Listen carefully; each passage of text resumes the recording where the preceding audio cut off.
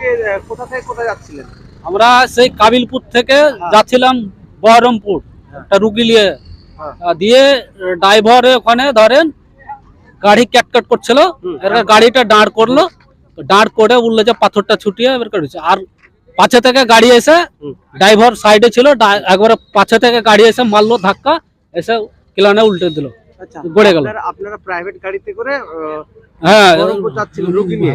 রুগী নিয়ে। আচ্ছা, দিয়ে অ্যাম্বুলেন্স প্রেস থেকে ধাক্কা মেরেছে। আচ্ছা, গাড়িতে কজন ছিলেন? আমরা ছিলাম দুটো মেয়ে আর আমরা দুটো বেটা ছেলে, 5টা 6টা, ড্রাইভার কে দিয়ে 6টা।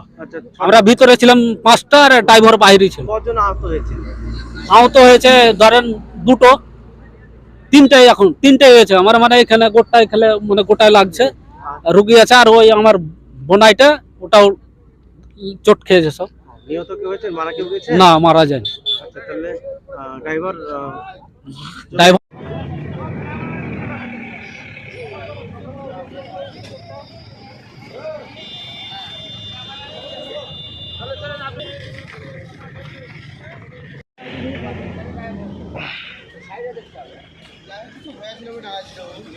আরে যাই হোক দাঁড়া, রাস্তার ডান দিকে তোমার কেউ দাঁড়াতে পারবে না।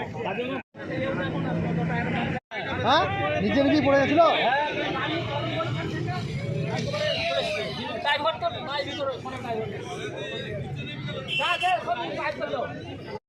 আমরা যান গাড়ি পরে এসে